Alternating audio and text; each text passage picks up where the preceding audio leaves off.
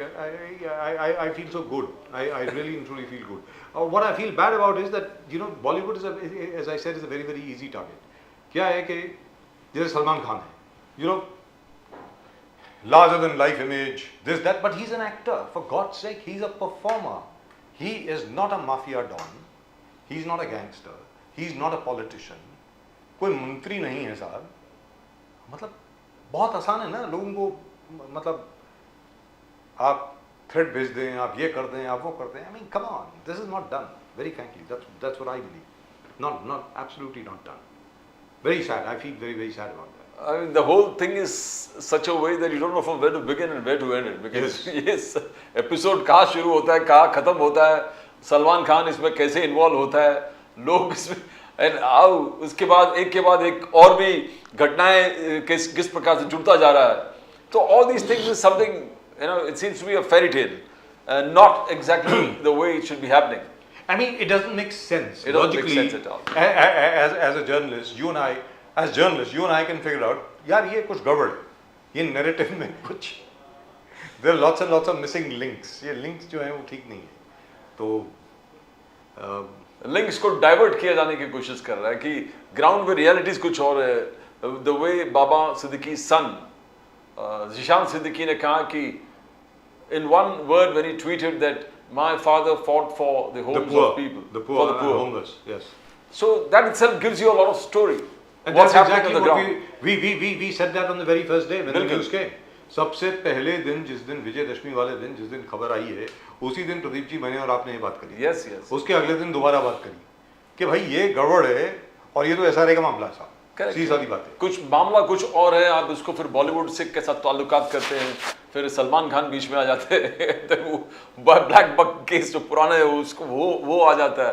तो the entire thing seems to be a diversion from the facts and from the ground realities from what I mean, you're distracting, you're yes. diverting, and you are misdirecting people. And the most easiest way to do it by involving Salman Khan. Yes. Then people start to believing it, and then it's a big story out there.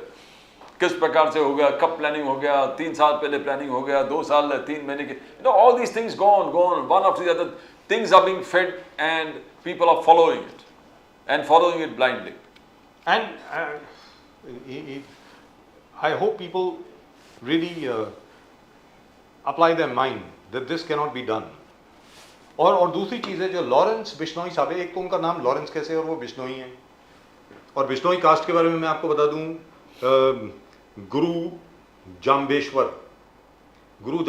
जो 1485 में हुए, by the way Pradeep ji. बिल्कुल. ये बिश्नोई जो है ये विष्णु से उत्पन्न नहीं है. लोग क्या है कि ये थोड़ी गलती कर जाते हैं. बिश्नोई का मतलब है बिश मतलब 20 और नोई मतलब 9, सो 29. बिश्नोई का मतलब है 29. तो गुरु जाम्बेश्वर ने 29 हिदायतें दी थी लोगों को कि आप ये सब करेंगे, मतलब जानवरों की आप रक्षा करेंगे, वाइल्ड लाइफ को आप बिल्कुल बरकरार रखेंगे, पेड़ों को सही सलामत रखेंगे, पेड़ों को बिना किसी वजह के नहीं काटने देंगे, आप सिर्फ वेजिटेरियन रहेंगे, नॉन वेज खाना बिल्कुल नहीं खाएंगे, वगैरह वगैरह वगैरह, and total non violence. Pradeep ji, तो ये लॉरेंस बिश्नोई साहब जो हैं, अपने आप को बिश्नोई कैसे कह रहे हैं सर? मतलब the basic Tenet of the Bishnoi credo is non violence. Sir अहिंसा. मुझे एक चीज है कि हमारे प्राइम मिनिस्टर कह रहे हैं हम घर में घुस के मारते हैं. जी. पाकिस्तान पे हमने बालाकोट स्ट्राइक किया, सर्जिकल स्ट्राइक किया, हमने पूरे देश और दुनिया को दिखा दिया. उरी की वजह से हमने सर्जिकल स्ट्राइक करी, हम घर में घुस के मारते हैं जी. और ये पूरे रोज के रोज हम बोल रहे हैं कि साबरमती जेल के अंदर से ये हुआ. And what are we doing about it? If it's true, what are we doing? That means not true. There's nothing about this. You're just creating aura about Bishnoi gang, Lawrence Bishnoi gang, and this. Pradeep ji, और दूसरी चीज, ये शख्स जो हैं वो jail में, ठीक है सर, इन द जेल जहाँ पर प्रिजनर्स का इलाका है, जहाँ पर इनमेट्स का इलाका है, वहाँ पर तो साहब जैमर लगे होते हैं सारे. तो उसको इंटरनेट कैसे मिल रहा है? Where is he getting the internet from? It speaks on the Home Ministry, sir. What is the Home Ministry doing? Either you negate it, this is not a Lawrence Bishnoi gang. It's all fraud talk. It's fraudulent talk that are going on everywhere. Or if it is true, even one iota. अभी ever since And Baba if it is Siddiqui, true, the jail superintendent needs to be suspended. Suspended and All the officers over bump there him needs off to be within the investigated. jail. Bump him off within the jail. Yes. आप तो bump off ही कर रहे हो ना. You're taking credit for unknown men killing your enemies of the state outside our borders. You're indirectly taking credit for it. Then why are you not bumping this guy off? And why every day we're seeing 24/7 social media hyping about Bishnoi gang and Lawrence Bishnoi and what? तो जरूरत क्या है? Bump him off. और आप तो bulldozer justice में believe करते ही बिल्कुल. After all, if Atiq and Ashraf could be killed, if that what is his name? Yesterday, Mukhtar Ansari. Yes. If he could die of a heart attack or was it indigestion? I'm not sure. Whatever he died of. You take credit of bumping him off. So bump this what guy are you off. doing? मतलब ये कुछ जरा मजा नहीं आया. I think have we got Nizam Saab? I think we've got him, right? We can start with him. Yes, of course. Ali Daruwala साहब जब भी आएंगे so let's go straight across. And the third, she will be Sanjana Ghadi ji will be joining us at 7:50. तो निजाम साहब तो हैं हमारे साथ. Can we go to Mr. Nizamuddin Ring right now? जा सकते हैं? All right. So he says 1 minute. so the thing is clear cut that if there's a gang operating like that, it reflects on the Home Minister Amit Shah. What is he doing? This is across the state. And in Maharashtra, it reflects. And Gujarat is a BJP state. And in Maharashtra, it reflects upon our government. Here. Bilkul, sir. Both Mr. Eknath Shinde, Mr. Ajit Dada Pawar and Mr. Devendra Fadnavis. What are you doing? मतलब बाबा सिद्दीकी जैसे शख्स की last Sunday को विजयदशमी वाले दिन उनकी हत्या कर दी गई. वो मतलब doesn't make sense. It doesn't make sense, and it reflects on the governments. The government is resolved to showcase itself as people who will not tolerate terror. That's right. This is any kind. This is terror. This is terror. This is nothing but terror. It is terror. और इसके बाद अभी तो वो अब खबर ये आ रही है कि कॉल आनी भी शुरू हो गई है. सलमान खान को कह दिया गया भाई सारी दुश्मनी अगर सारी दुश्मनी खत्म करनी है तो 5 करोड़ भिजवा दो. किसी और को बोला सलमान खान को 5 करोड़ बंदा. That's an insult to Salman Khan. I thought they would have asked him at least for 150 crores. लेकिन ये तो मतलब ये कुछ समझ में नहीं आया. This is not done. Very frankly speaking, this is absolutely not done. And I don't even know how this government or the government of the center can call itself a strong government. Strong कहाँ से हो गए भाई आप? किस तरीके से हो गए? अगर कोई आदमी जेल के अंदर बैठ करके इस तरीके के थ्रेट दे रहा है, तो आप क्या कर रहे हैं? आप ही बोल रहे हैं ना. It is your police only which is saying कि ये लॉरेंस बिश्नोई का मेंबर है गैंग का, और ये कहा जा रहा है कि उसके पास 700 शार्प शूटर हैं और पता नहीं क्या है. अरे कहां से आ गए? Are you glorifying? आप इसको ग्लोरीफाई कर रहे हो या आप इसको बढ़ावा दे रहे हो या आप इसको खत्म करना चाहते हो? आप क्राइम को अगर खत्म करना चाहते हो ऐसे स्टेटमेंट थोड़ी आएगा. सेकंड तो राम गोपाल वर्मा जी बोलते हैं, जो फिल्म डायरेक्टर हैं, जिनकी वजह से विलासराव देशमुख जी की नौकरी चली गई थी 26/11 के बाद, प्रदीप जी, वो कहते हैं कि लॉरेंस बिश्नोई जितना हैंडसम कोई बॉलीवुड का हीरो नहीं है, उसके ऊपर तो पिक्चर बननी चाहिए. And he would like Salman Khan to play that role. So let's go straight across to Nizam Sahab. Nizam साहब नमस्कार. नमस्कार. नमस्कार सर, कैसे हैं? एकदम बढ़िया, आप बताएं. निजाम साहब, मुझे लगता है कि आपको भी बहुत धक्का लगा होगा. हमारे मित्र जो हैं, आपके भी मित्र बाबा सिद्दीकी चले गए और जिस तरीके से गए, मतलब ये क्या है? आपको क्या लगता है क्या है ये? बड़ा अजीबोगरीब मसला है. सरकार की नाकामी है सर जी. सरकार की नाकामी है. मैनेज किया गया ये मर्डर है. सरकार अगर थोड़ा सा भी सोचती तो जो आदमी जेल के अंदर रह के उस दोनों जगह केंद्र में राज्य में उनकी सरकार है और दोनों के पास गृह मंत्रालय भी उन्हीं दोनों राज्यों के हैं, उसके बावजूद भी एक गुंडा आराम से जो है रह रहा है और उसके स्टेटमेंट्स बाहर आ रहे हैं. उनके लोग रोड पर घूम रहे हैं. महीनों पहले रेकी की जा रही है. लोग एक दूसरे के इंटरव्यू दे रहे हैं. फेसबुक पे लाइव दिखाया जा रहा है. तो ये सब चीजें जो हो रही हैं, ये तो सरकार की फेलियरिटी 100% है. अगर गवर्नमेंट चाहती तो बाबा सिद्दीकी की जान बचा सकती थी, लेकिन सरकार बिल्कुल नाकारा है. वो चुनाव में जाने की तैयारी में वो सारा कुछ भूल गई है कि उसकी कुछ और भी जवाबदारियां हैं. लॉ एंड ऑर्डर मेंटेन होना है सिटी में, उसकी जिम्मेदारी है. नागरिक को सुरक्षा देना 100% उनकी जिम्मेदारी है. लेकिन वो सारे चीजों को छोड़कर ऐसे काम में लगे हैं कि बस जितना कुछ माल मिलता है उसे बटोरो और उसके बारे में निर्णय देके फौरन भागो आगे से, बाकी कोई काम उनको दिख नहीं रहा है। अब आप सोचने वाली बात है कि राज्य में जिस नेता की हत्या हुई है वो राज्य के उप मुख्यमंत्री का करीबी है, और उसके अलावा वो एक हाई प्रोफाइल लीडर है। ऐसा भी नहीं है कि कोई छोटा मोटा सा राजनेता है, एक हाई प्रोफाइल लीडर जिसको राज्य के मंत्रिमंडल में जब उनकी डेथ हो गई तो उसके लिए पहली बार इस तरह की एक व्यवस्था की गई कि उनको शोक प्रकट करने के लिए वहां एक प्रस्ताव आता है। तो इस तरह की चीजें जब इतने बड़े आदमी की हत्या इतनी आसानी से आदमी आता है और करके चला जाता है, और उसके लिए जो लोग जवाबदार हैं अगर वो ये कहें कि साहब हम तो देख रहे हैं व्यवस्था और जरूर पकड़ा जाएगा और जरूर ऐसा होगा, तो ये तो एक शर्म वाली बात है। निजामुद्दीन राइन साहब, ये बात यह है कि वर्षा गायकवाड़ जी और बाबा सिद्दीकी भारत नगर डेमोलिशन के विरोध में आंदोलन भारत नगर में किया था, जो बाबा सिद्दीकी, जीशान सिद्दीकी के कॉन्स्टिट्यूएंसी है। वहां पर 44 एकड़ अडानी डेवलप कर रहे हैं, 44 एकड़ भारत नगर का अडानी डेवलप कर रहे हैं। संत ज्ञानेश्वर नगर थोड़ा आगे मिथि रिवर के उस तरफ, वो भी बाबा सिद्दीकी, जीशान सिद्दीकी के कॉन्स्टिट्यूएंसी है। वहां पर करीबन 5800 घर को उजाड़ने वाले थे। एक शाहिद बलबाग विनोद गोयंका के 1000 रूम के होटल, 5 स्टार होटल बनने के लिए, इसके खिलाफ वर्षा गायकवाड़ जी ने भी आंदोलन छेड़ा था और जीशान सिद्दीकी ने भी आंदोलन छेड़ा था। Zeeshan Siddiqui sitting MLA, ruling party के एमएलए अजित पवार जी के करीब, उन पे एफआईआर होता है। ये पहली बार मैं सुना कोई सिटिंग एमएलए पे एफआईआर होता है। रूलिंग पार्टी के सिटिंग एमएलए पे एफआईआर, और वही एसआरए ऑफिसर है जो बाबा सिद्दीकी जी जब मंत्री थे उनके ओएसडी थे। तो ये डायरेक्टली लिंक सीएम, जो हम लोग देख रहे हैं, जो आम लोग देख रहे हैं, जो पॉलिटिक्स को समझते हैं, वो देख रहे हैं कि सीएम के ऑर्डर के बगैर ऐसे एफआईआर रजिस्टर नहीं हो सकता कोई सिटिंग एमएलए के खिलाफ, वो भी जो रूलिंग पार्टी के करीब है। तो इसमें देखो मिसगाइड हो रहा है क्या, अलग दिशा लेके जा रहे हैं इन्वेस्टिगेशन को, अलग प्रचार हो रहा है, ये बहुत बड़ा प्रश्न है निजामुद्दीन साहब। और मेरा नाम नामयार जी है, नायर मत बोलना। देखिए, मैं आपको ये बताना चाह रहा हूं बजाज सर कि हम सभी लोग राजनीति में हैं और आप सब लोग बहुत सारे वर्षों से राजनीति की सारी व्यवस्थाओं पर आप सब कवरेज करते हैं, आप देख रहे हैं।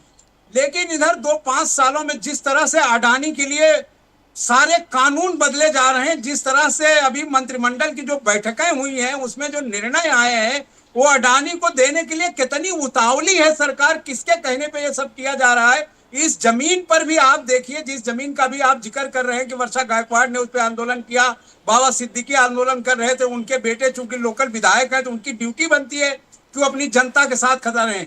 लेकिन आप देखो कि किस तरह की बदमाशी हो रही है कि एक बैठक कैबिनेट में इतने सारे फैसले लिए जा रहे हैं, ये चुनाव के बाद भी लिए जा सकते थे ना। लेकिन अडानी को फायदा पहुंचाने के लिए आप देखिए कि 125 एकड़ का लैंड जो मलाड मालोनी में है उसको तोड़ दिया, उसको देने के लिए प्रस्ताव पास करके इमीडिएट कर दिया।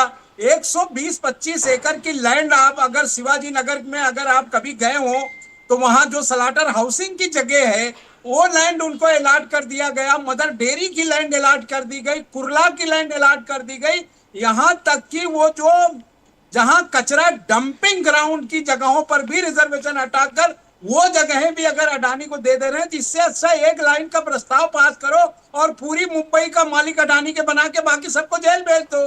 किसी राजनीतिक नेता की हत्या कराने, उसको मारने और उससे दहशत पैदा करके किसी को फायदा पहुंचाने से बेहतर है कि किसी की बगैर हत्या किए आप कानून पास करके दे दो। केंद्र आपके हाथ में है, राज्य आपके हाथ में।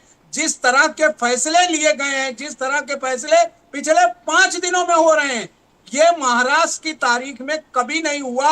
आप सब भी कवर करते रहे हैं, आपको सारे राजनेताओं की चीजें पता है, मुंबई की जमीनों के बारे में आपको अच्छे से पता है। तो जिस तरह का ड्रामा हो रहा है इस देश में, इस राज्य में, सिर्फ और सिर्फ एक आदमी को फायदा पहुंचाने के लिए न जाने कितने झोपड़े उजाड़े जाएंगे, न जाने कितने घरों की बत्तियां बंद होंगी, कितने घरों के लोग बेघर होंगे, सिर्फ और सिर्फ अडानी को देने के लिए सारे रास्ते बनाए जा रहे हैं। और ला कानून भी कैसे बनाए जा रहे हैं बजाज साहब कि बिल्डरों के लिए अलग डीसी रूल बन रहा है और अडानी के लिए अलग डीसी रूल बन रहा है। ये कभी नहीं हुआ। यानी कानून कायदा सबके लिए एक होता था, लेकिन आज इस राज्य में जो प्राइम मिनिस्टर चाह रहे हैं या जो दूसरे गृह मंत्री चाह रहे हैं, उसके लिए सारे रूल चेंज कर रही है बीएमसी। यानी पूरे डीपी देश रूल में जो है निजामुद्दीन जी, अलग राहुल होगा, गांधी जी, डीपी रूल जो है राहुल अडानी गांधी के जी लिए रोज अलग चिल्ला होगा। रहे हैं। और जितनी जमीनें बची हैं मुंबई में, जितनी जमीनें,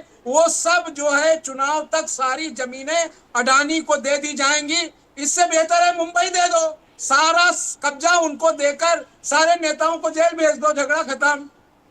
राहुल गांधी जी रोज चिल्ला रहे हैं कि ये अडानी जी के एजेंट हैं, अडानी जी के अकाउंट में वर्षा सुनामी हो रहा है पैसों का, और आम गरीब के अकाउंट से सुनामी अभी निकल जिस रहे तरह पैसे। की घटनाएं हो रही हैं, आज की घटना बता रहा हूं, आज की नायर साहब, आज जो नामिया, है जबरन पत्रकार, कुछ पत्रकार जो निजामुद्दीन जी, दलाली निजामुद्दीन करते जी, हैं, आज मेरा वर्षा नाम प्रदीप गायकवाड़ की नामिया गाड़ी है। में घुसने का प्रदीप प्रयास नामिया, किया। आज प्रदीप उनके नामिया। साथ बदतमीजी की गई, ये पहली बार हुआ है। वर्षा गायकवाड़ की गाड़ी में जबरन घुसने का प्रयास किया। उनके घर से निकलने के टाइम उन्होंने आज कंप्लेन किया है मीडिया एसोसिएशन को, मीडिया के जितने संगठनों को। तो ये जो कुछ हो रहा है, ये इस तरह की चीजें कम से कम महाराष्ट्र में कभी नहीं हुआ। ये जो हो रहा है ये ठीक नहीं हो रहा है। और जिस तरह के टेंडरिंग हो रही है, ये टेंडरिंग नहीं है, भाईगिरी है कि एक दादा एक गुंडा आएगा और वह फैसला करके दे देगा, और आप जो है राज्य की जो प्रॉपर्टी जनता की है उसे लात मारकर आप जो है सिर्फ अडानी को दे देंगे। यही एक फैसला हो रहा है। बाकी कहीं आप देखिए कोई ऐसी चीज नहीं दिख रही है जो शहर में जनता के डेवलपमेंट की बात हो रही हो। सिर्फ और सिर्फ ये डेवलपमेंट जो है अडानी का हो रहा है, और अडानी के लिए सरकार इतनी बेईमान हो गई है कि जनता की गाढ़ी कमाई को सब बर्बाद कर रही है। निजाम साहब, आज पवन खेरा जी ने एक प्रेस कॉन्फ्रेंस करी थी सुबह जी। आपके चीफ स्पोक्स पर्सन हैं, पुराने ओएसडी हैं शीला दीक्षित जी के, और उन्होंने बिल्कुल सही कहा पवन खेड़ा ने सर कि वो जो जितना बड़ा घोटाला हो रहा है, जी, मैं उसी की बात कर रहा हूं। बात की है सर, उसके बारे में कुछ बोलिए ना। आगे सर, पवन खेड़ा ने तो थोड़ी चीजों का जिक्र किया, उससे ज्यादा मुंबई में हो रहा है जितना पवन खेड़ा ने कहा, उससे ज्यादा 125 एकड़ लैंड शिवाजी नगर की जो जहां स्लाटर हाउसिंग है वो उनको दे दी जाती है। और झूठ बोलना, आशीष सेलार से बड़ा झूठा कोई नहीं है। वो कह रहा है कि जनता के लिए नहीं है। तो ये जो जगहें ऑक्युपाइड की जा रही हैं धाराविकरों को एडजस्ट करने के लिए, वो क्यों ऑक्युपाइड की जा रही हैं? अगर धारावी के लोगों को धारावी में बनाकर आपको घर देना है तो उनको वो जगहें क्यों इनको दी जा रही हैं ऑक्युपाइड करके? और सरकार की जगह फ्री में ले रहे हैं लोग, यानी लूट मची है सर। जो दिख जाए वो सब ले लो, चाहे वो नमक की जमीन हो, चाहे वो डेयरी डेवलपमेंट की जमीन हो, वो चाहे कचरा डंपिंग के ग्राउंड के लिए रिजर्वेशन बदलने का काम तारीख में पहली बार सिंधे सरकार ने किया है। ये किसके दबाव में कर रहे हैं, ये पूरा देश देख रहा है। अभी उन्होंने 10,000 करोड़ की बात करी है पवन खेरा जी ने आज सुबह के पर किलोमीटर जो बाकी सब स्टेट्स में रकम दी जाती है हाईवे बनाने के लिए, रोड बनाने के लिए, टनलिंग के लिए, उससे कोई 2.25 टाइम्स ज्यादा कीमत महाराष्ट्र में दी गई है। उसके अलावा जो टेंडर की कंडीशन थी वो ये थी कि किसी को भी 2 प्रोजेक्ट से ज्यादा नहीं दिए जाएंगे, और यहां तो 8 प्रोजेक्ट में से 4 एक को दे दिए, 4 एक को दे दिए। निजाम साहब, ये क्या हो रहा है? नहीं सर, ये तो मैंने आपसे कहा कि ये जो लूट हो रही है, सबसे बड़ा घोटाला जो है वो टीडीआर का है।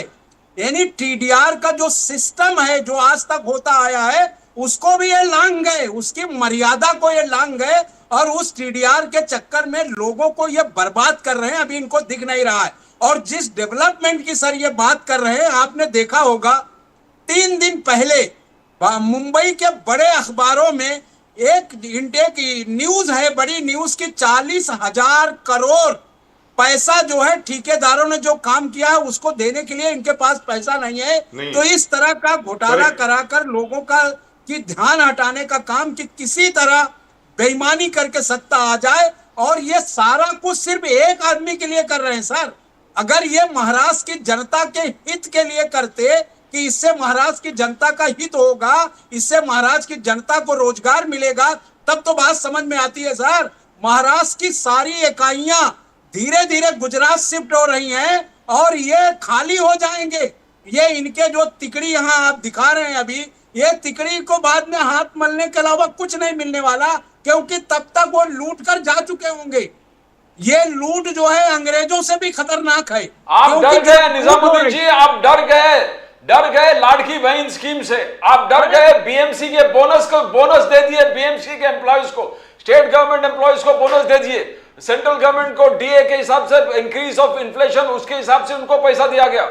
Toll tax 5 toll tax collection Mumbai exit total free कर दिए, जो किसी ने नहीं किया। अब तक सब लोग चाहते थे कि टोल टैक्स कम हो जाए। अगर किसी ने नहीं किया तो आपकी जानकारी के लिए बता दूं कि महाराष्ट्र में इन 5 टोल टैक्स से ज्यादा टोल टैक्स हमारी सरकारों में फ्री हुए। अगर महाराष्ट्र में आपने कभी दौरा किया हो तो मुंबई के बाहर निकलने वाले 5 गेट के बाहर जितने टोल टैक्स थे छोटी गाड़ियों के लिए, वो सारा किया। अगर इनमें दम है और इनके अंदर हिम्मत है कि टोल टैक्स खत्म करेंगे तो अटल सेतु का टोल टैक्स खत्म कर दें। आप जो है समुद्री राजीव गांधी समुद्री मार्ग का खत्म कर दें। आप में दम है तो बड़ी गाड़ियों का भी आप खत्म कर दें। ये बड़े मक्कार और झूठे हैं। इनको पता है कि इन 5 टोल टैक्सों के जो टाइमिंग था वो खत्म हो चुका है। जो टेंडरिंग थी, जितने साल के लिए बाउंड थे, जिन लोगों ने लिया था, उनका टर्म पूरा हो गया। टर्म पूरा होने के बाद भी इलीगल वसूली होती रही। ये झूठ बोलते हैं। दूसरी चीज, लाडली बहना से कोई डरता नहीं है। अगर महाराष्ट्र राज्य की बहनों को इनके पैसा देने से फायदा होता तो जरूर करना चाहिए, लेकिन देश की तिजोरी खाली करके राज्य में आप देखना, चुनाव के बाद इतना पैसा नहीं होगा कि सरकार के लोगों को ये तनख्वाह दें।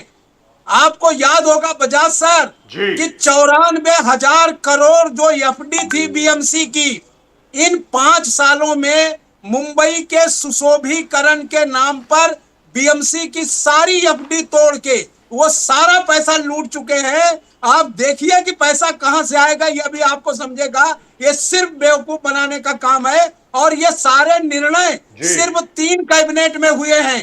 पहली कैबिनेट में 125 एकड़ लैंड देते हैं, दूसरी कैबिनेट में 200 के करीब एकड़ लैंड देते हैं, तीसरी कैबिनेट में 200 कुछ निर्णय करते हैं जो आधी रात तक चलता है। जब कोड ऑफ कंडक्ट लग जाता है उसके बाद भी कर रहे हैं। आज भी चुनाव कमीशन को एक डेलीगेशन जाकर इसकी शिकायत करता है। यानी नियम की कोई वसूल नहीं है, नियम की धज्जियां उड़ा रहे हैं ये लोग, और सिर्फ एक व्यक्ति को फायदा पहुंचाने के लिए महाराष्ट्र की अस्मिता गिरवी रखी जा रही है। ये कभी नहीं हुआ। निजाम साहब, आपका जो कोऑर्डिनेशन है, फॉर एग्जांपल कांग्रेस तो बहुत जबरदस्त तरीके से अटैक कर रही है, देखा हमने। भारतीय जनता पार्टी पर करप्शन के मसले हों, बाकी सब हों, उद्धव ठाकरे जी भी बहुत जबरदस्त तरीके से अटैक कर रहे हैं। लेकिन शरद पवार साहब की जो नेशनल कॉन्फ्रेंस है वो जरा थोड़ी पीछे है। वो अपनी जो नेशनलिस्ट कॉन्फ्रेंस जो है, राष्ट्रवादी पार्टी जो है उनकी, वो जरा इतनी ज्यादा अग्रसर नहीं है भारतीय जनता पार्टी को क्रिटिसाइज करने में। ऐसा क्यों है? नहीं, बिल्कुल ऐसा नहीं है सर। देखिए, ये हो सकता है कि शरद पवार साहब कम बात कर रहे हो, लेकिन तीनों तो एक ही गठबंधन है ना। तीनों एक ही गठबंधन के लिए काम कर रहे हैं, राज्य के डेवलपमेंट के लिए काम कर रहे हैं। इसलिए जो बात पवन खेड़ा कह रहे हैं, जो बात राहुल जी कह रहे हैं, जो बात उद्धव जी कह रहे हैं, वो सबकी सहमति है सर। किसी ने किसी के लिए कट नहीं किया है। तो ये बात तो बिल्कुल तैयारी है। बस अब एक ही चीज रह गया है कि जैसे श्रीलंका में जनता रोड पर आ गई थी, वो दिन बहुत दूर नहीं है, क्योंकि हालात इसी तरह का ये बना रहे हैं कि आप देखिए कि भ्रष्टाचार हो रहा है, पूरी जनता देख रही है, एनालिसिस हो रही है, टेलीविजन दिखा रहा है, उसके बावजूद किसी पर कार्रवाई नहीं हो रही। निजामुद्दीन साहब, बात है कि डेवलपमेंट के राह पर ये महायुति लेके गए। उनका कहना है देखो 10 लाख स्टूडेंट को, लाड़की बहन को छोड़ दो, लाड़की बहन तो है ही, 10 लाख स्टूडेंट को 10,000 रुपए देना, अन्नपूर्णा योजना, higher education free for girls, गुलाबी रिक्शा स्कीम, 10 स्कीम लेके गली गली घर घर एकनाथ शिंदे जी और कंप्लीट जो महायुति के लोग जा रहे हैं। उन्होंने कहा कि पूरे महाराष्ट्र में हमने डेवलपमेंट के लहर, जिस प्रकार से कोई सेक्शन, कोई सेगमेंट उन्होंने छोड़ा नहीं है जहां लोगों को फायदा पहुंचाए, गरीब लोगों को फायदा पहुंचाए। और कांग्रेस को यही तकलीफ है कि हम गरीबों को अब फिर वो आरोप लगाते तिजोरी खाली हो गया, तिजोरी में कुछ है ही नहीं। तो ये कहां तक जायज है? क्या गरीब लोग को अगर कुछ फैसिलिटीज मिल रहा है तो उसमें आपको तकलीफ क्या है? सर देखिए, ये जितनी चीजें वो बात कर रहे हैं, मैं कोई चीज आपको ऐसे नहीं बता रहा हूं, सारे तथ्य आपके सामने है। सारे डेवलपमेंट का इनका पूरा नक्शा, इनकी जो चीजें हैं वो सब आपके सामने है। पूरा देश देख रहा है कि किस तरह की चीजें हो रही हैं। ये सिर्फ जो है लुटाने और दिखाने में बहुत फर्क है। मैंने आपसे कहा कि अभी 40,000 करोड़ का 3 दिन पहले के अखबारों में है कि जितने लोगों ने काम किया है उनको पैसा देने के लिए ठेकेदारों के पैसे नहीं है। सर मंत्रालय तक ऑलरेडी गिरवी हो चुका है। 205 लाख करोड़ पहले का लोन है, आने का कोई साधन नहीं है। जिस डेवलपमेंट की ये बात कर रहे हैं सब कागजों पे दिख रहा है, सिर्फ कागजों पे। अगर ये सब करना था तो अभी जो 3 कैबिनेट बैठकें हुई हैं उनके और इन 3 कैबिनेट बैठकों को आप देख लीजिए। लोगों को फायदा पहुंचाने के लिए गलत तरीके से 1 महीना इलेक्शन को टाला गया। एक तरफ तो आप 1 नेशन 1 इलेक्शन की बात करते हैं, दूसरी तरफ 4 राज्यों में से 2 पर आप चुनाव कराते हैं। 2 को इसलिए टालते हैं कि आपको उन चीजों का फायदा अपने दोस्तों को देना है। महाराष्ट्र का भविष्य नहीं है। अगर महाराष्ट्र का भविष्य था तो 1 महीना पहले जैसे हरियाणा और कश्मीर के चुनाव डिक्लेयर हुए थे, इलेक्शन कमीशन को इन्होंने मैनेज किया, उसको रोक कर सिर्फ इसलिए कि ये तमाम चीजें बेईमानी कराई जाए, और इसलिए ये सब हो रहा है। क्या इसी बात से आपको डर लग रहा है अभी भी? आप जब रिजल्ट क्या इसी बात का आपको डर लग रहा है महाराष्ट्र में कि कहीं हरियाणा ना हो जाए? सर साहब, कहीं हरियाणा तो नहीं होने वाला महाराष्ट्र में? महाराष्ट्र की जनता बहुत बहुत चौकन्नी है सर। आप देखेंगे कि ये रिजल्ट बिल्कुल अलग तरीके से होगा। झारखंड में भी बहुत सारी बदलाव आएगी। अब इनकी जो बी टीमें थी वो अब परेशान हाल है। एक एक लोगों को पकड़ कर लाया जा रहा है, यूपी से, बिहार से। आप आओ और महाराष्ट्र में चुनाव लड़ो। जिनके बाप दादा कभी यहाँ वोटर नहीं थे, अभी उनको भी लाया जा रहा है।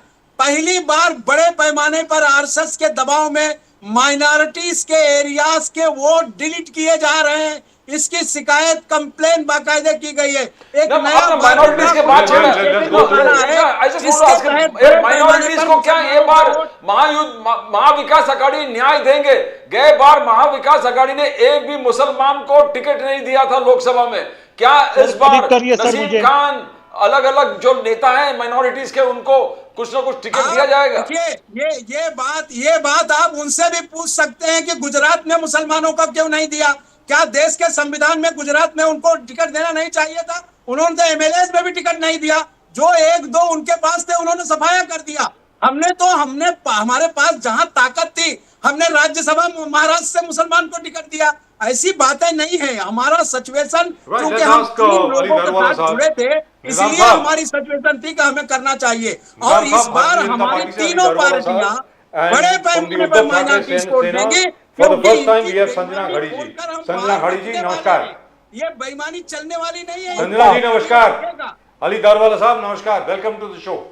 नमस्कार राजीव सर, नमस्कार प्रदीप सर। सबसे पहले मैं माफी चाहता हूँ बिकॉज द एयरक्राफ्ट जो दिल्ली से आ रहा था, it has been delayed, so I am joining in late sir. I apologise for it sir. सबसे पहले ये जो नैरेटिव जो कांग्रेस चला रहा है, ये जो झूठ का जो ये बंडल ये लोग जो लेके आ रहे हैं ना बार बार, सर सब में पहले मैं इनसे विनती करता हूँ कि ये इतने बड़े प्रेस्टीजियस चैनल पे सब में पहले झूठ बात करना बंद करे। 1 महीना हमने कोई इलेक्शन को डिले नहीं किया। महाराष्ट्र में इलेक्शन डिले, ये हमारे हाथ में, इलेक्शन आज लेना या 1 महीने बाद लेना ये हमारे हाथ की बात नहीं है। कैबिनेट के निर्णय जल्द से जल्द लेना, ये सारे एक्विजिशन है। ये एक्विजिशन के अंदर कोई तथ्य नहीं है। मैं आपको ये स्पष्ट करना चाहता हूँ, ये सरकार जो बीजेपी, एकनाथ शिंदे जी और अजित पवार की जो सरकार है, इसका सीट शेयरिंग ऑलमोस्ट फाइनल हो चुका है।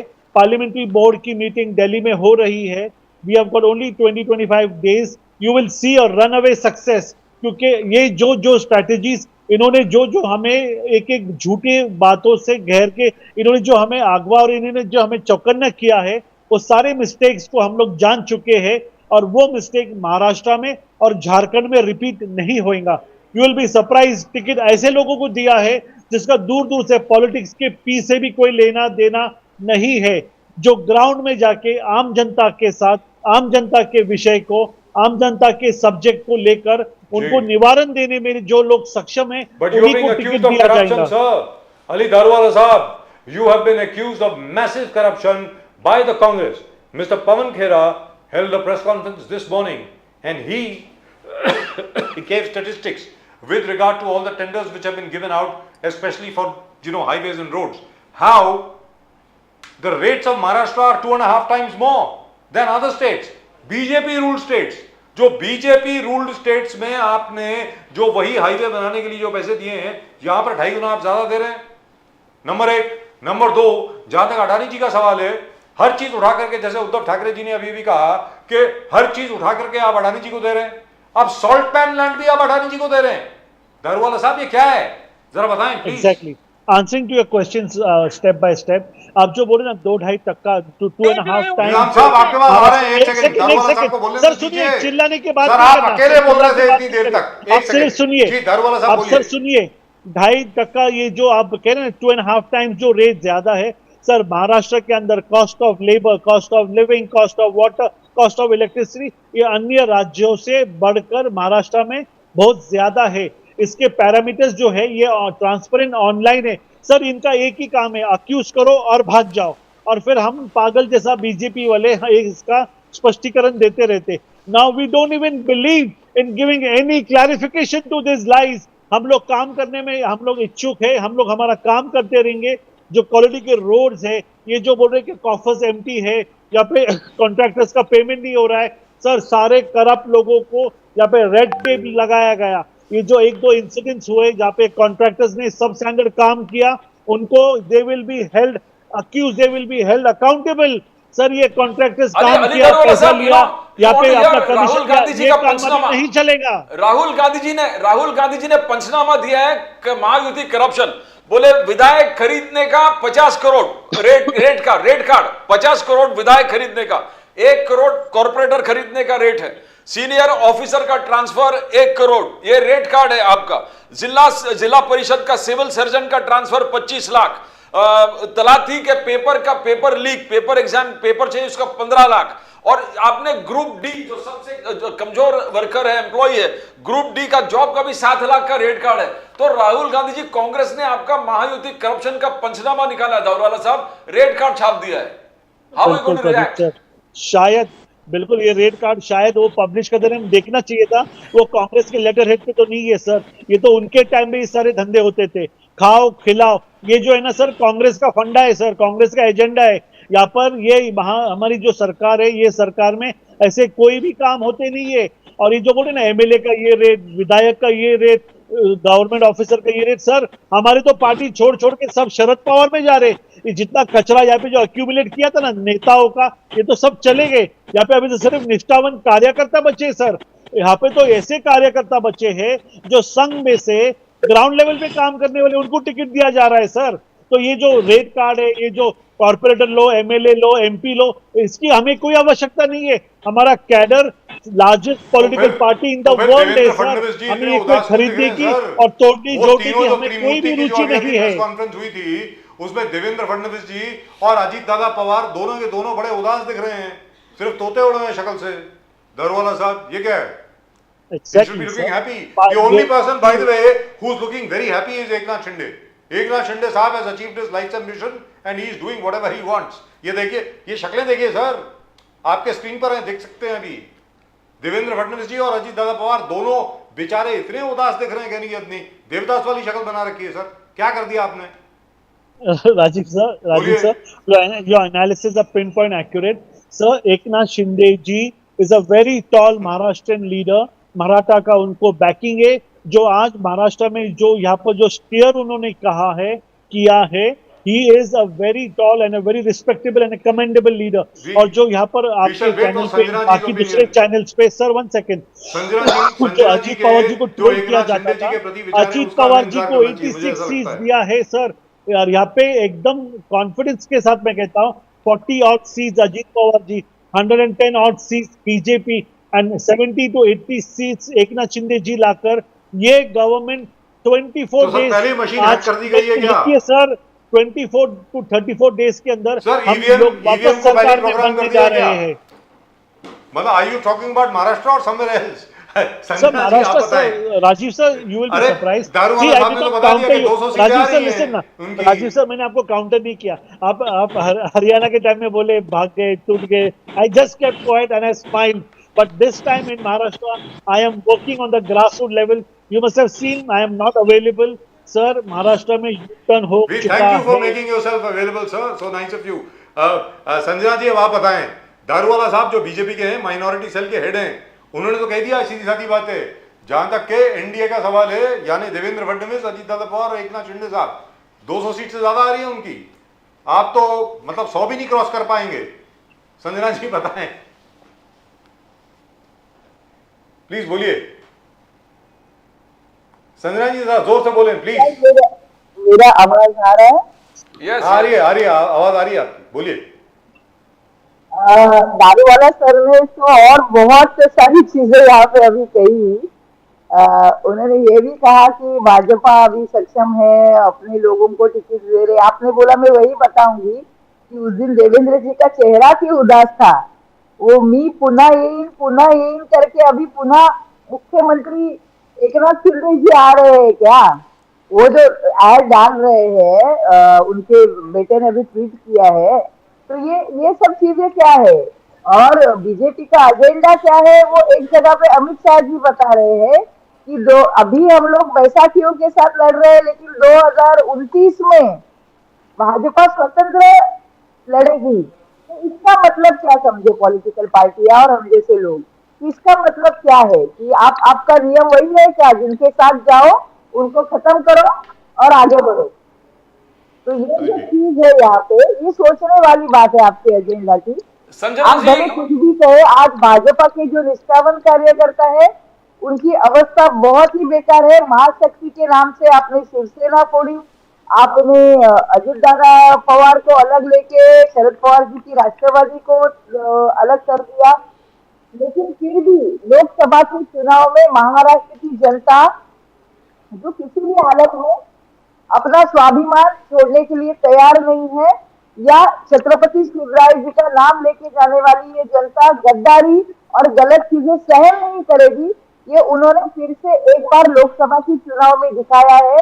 और मैं यहाँ पे नेशनल नाउ के चैनल पे कहना चाहूंगी कि इससे और बड़ी तादाद में रिजल्ट विधानसभा में आपको डेफिनेटली दिखाई देंगे। संजना जी, लाडली बहन योजना है, संजना जी, लाड़का भाऊ योजना है।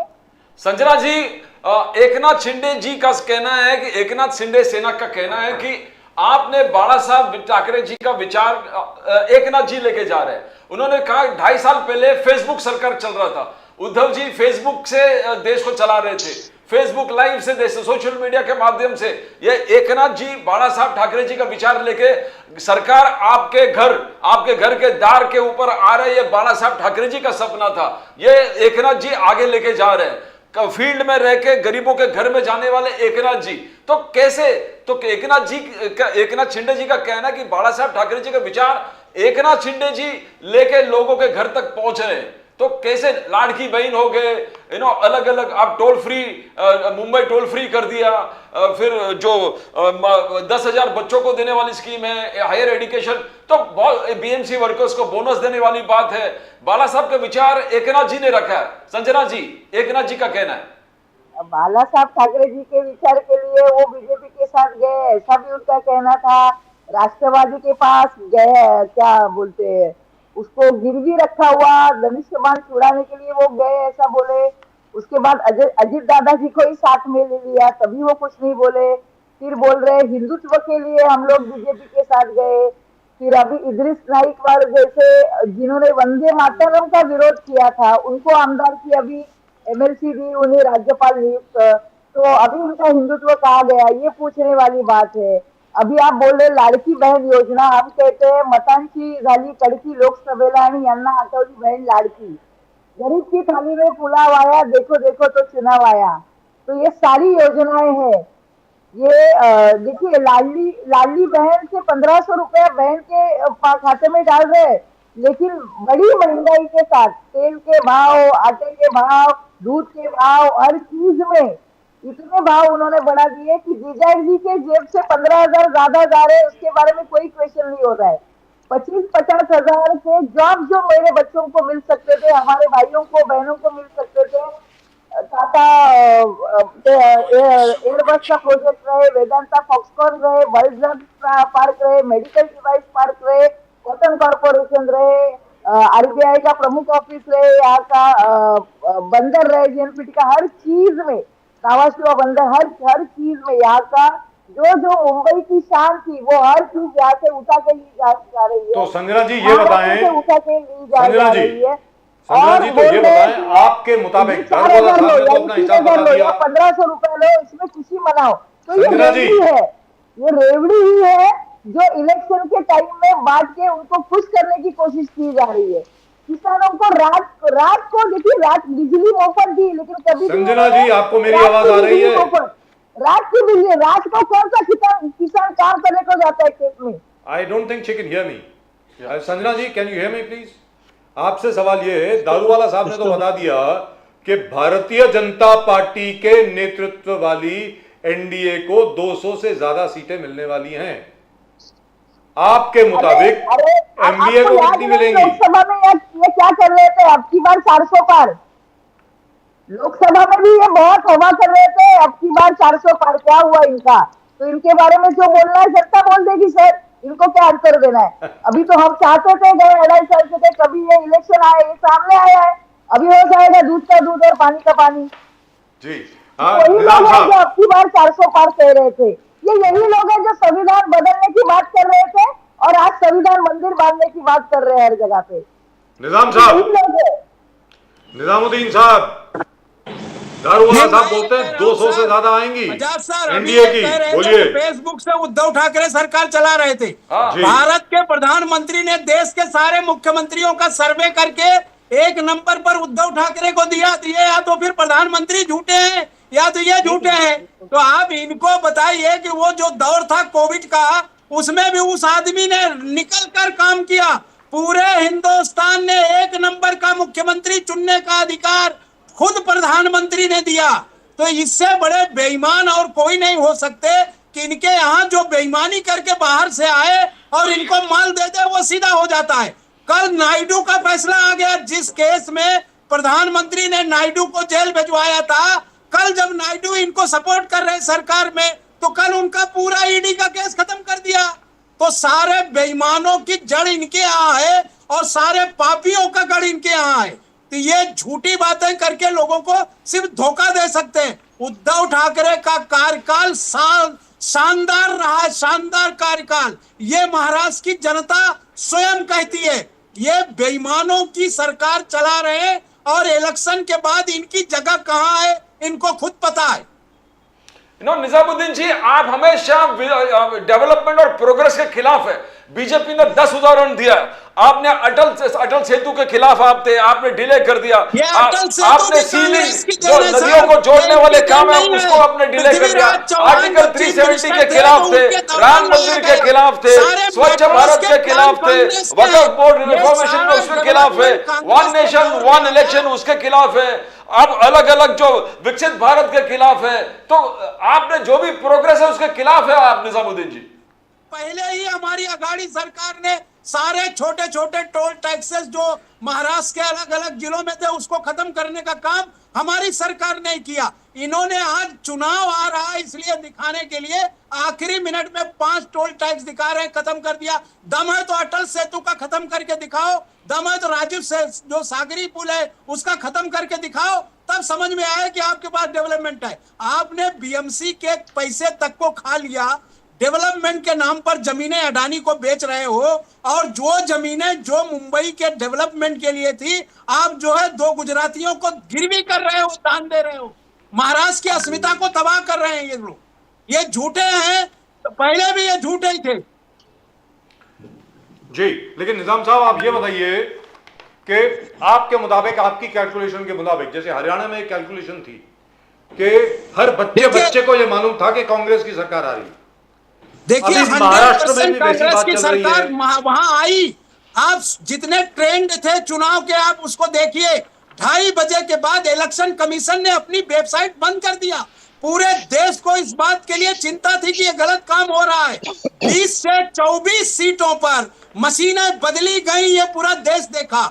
जिन मशीनों की चार्जिंग सुबह होती है और शाम तक चलती है, 50 से 52% पे खत्म होती है, जब मशीनें ओपन की गई तो 24 मशीनों पर 92% जो है उसमें चार्जिंग था। ये सारे लोग देख रहे हैं, सुप्रीम कोर्ट जा रहे हैं लोग, खुद जो है जनता वहां की जा रही है।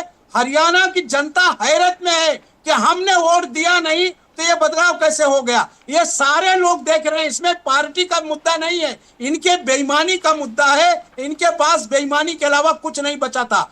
आपने लोकसभा भी देखा कि 70 सीटों से ज्यादा जगहों पर किस तरह कलेक्टर के माध्यम से, दूसरे माध्यम से बेईमानी कराई। स्वयं प्रधानमंत्री चुनाव हार रहे थे, स्वयं।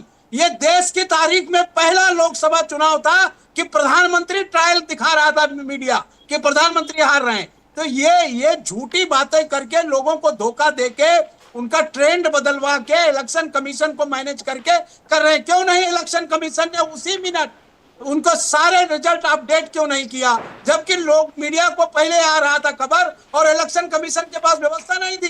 3 घंटे तक इन्होंने बंद रखा और उसके बाद सारे बदलाव के बाद आए। छोटा सा राज्य था, 90 सीटों का चुनाव था, कोई पूरे देश का नहीं था।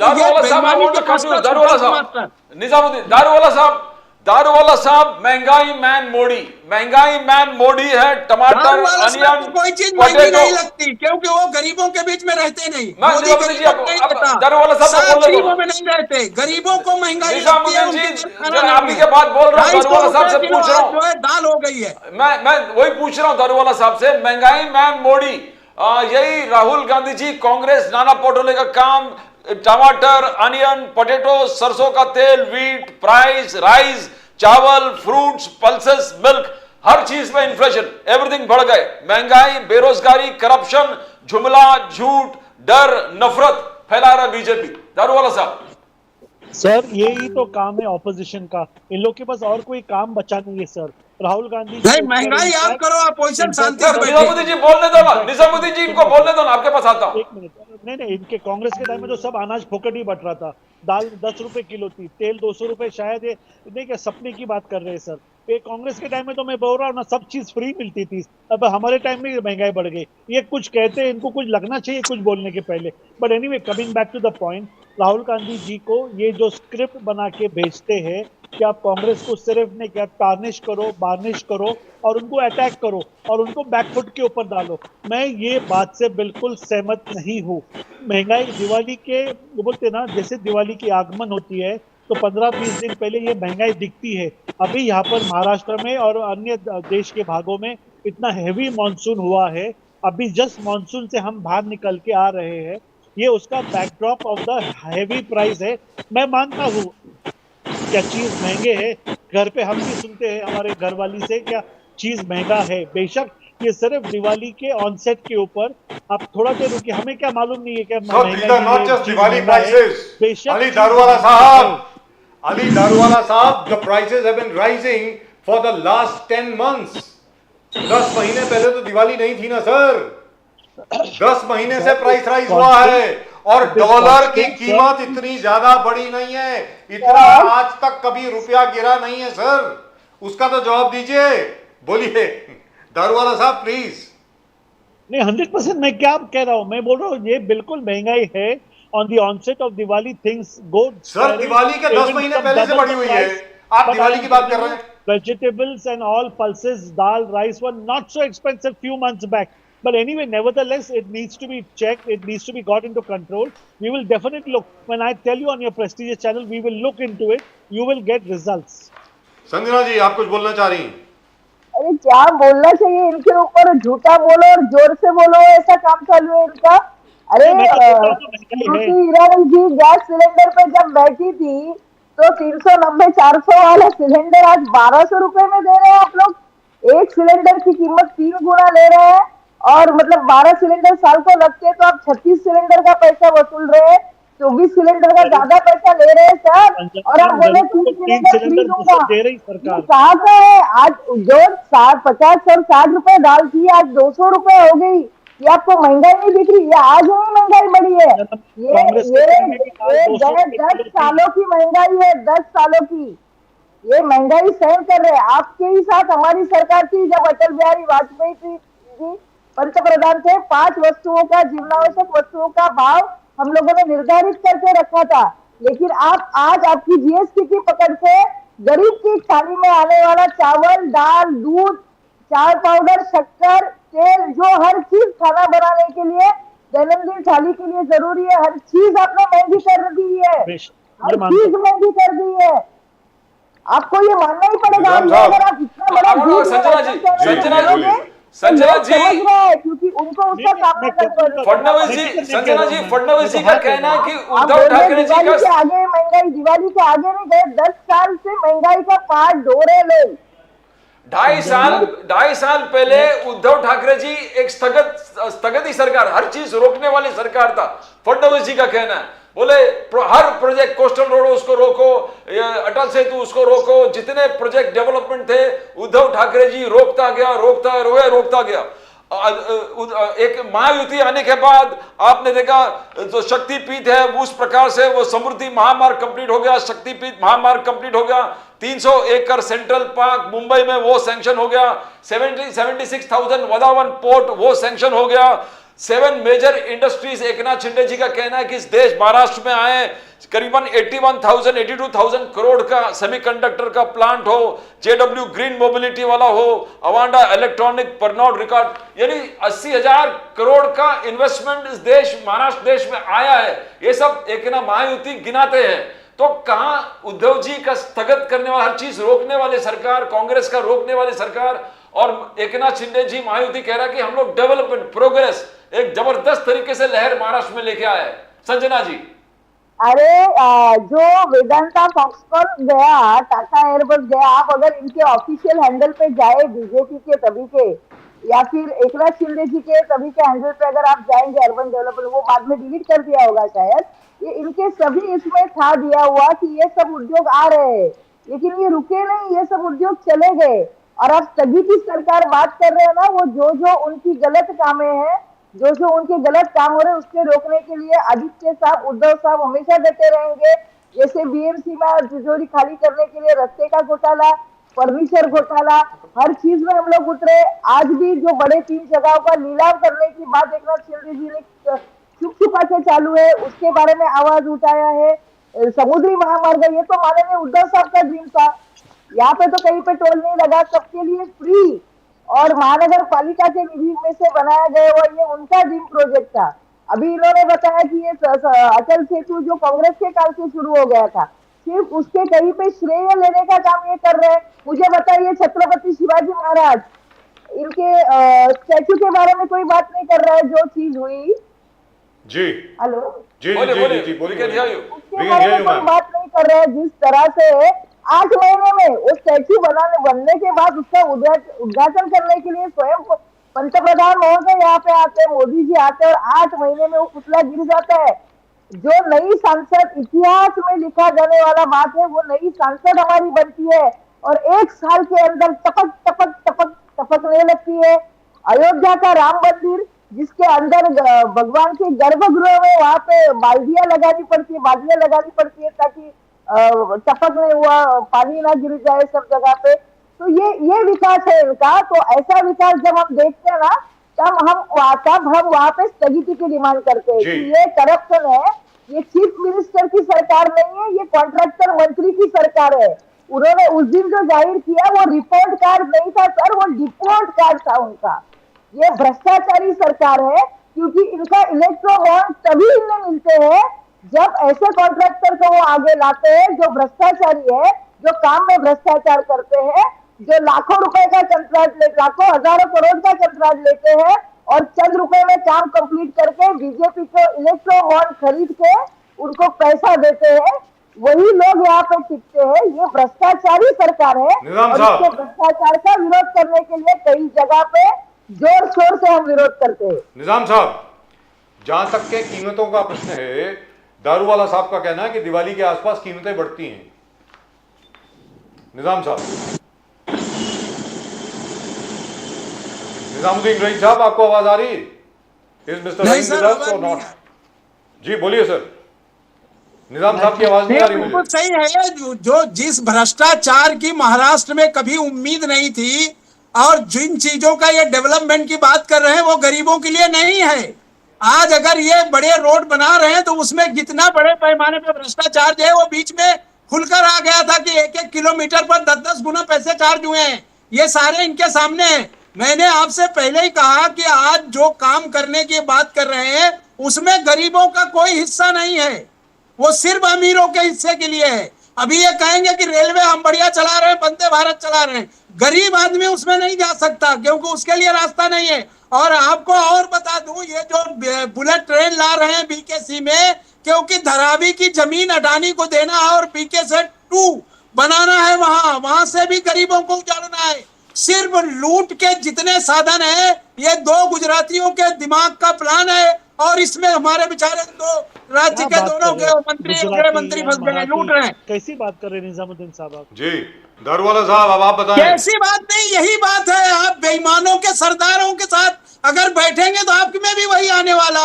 आज जमीनों को जिस बंदर बाट की तरह हुई महाराष्ट्र में, कभी ऐसा नहीं हुआ। अटल जी की सरकार थी केंद्र में, उसमें भी ऐसा नहीं हुआ जो आज आप कर रहे हैं। एक-एक दिन में एक जितने बैठकें हुई है, हर बैठक में 200-300 एकड़ लैंड फ्री में या बहुत ही नॉमिनल चार्जेस में आप सिर्फ बांट रहे हैं लोगों को।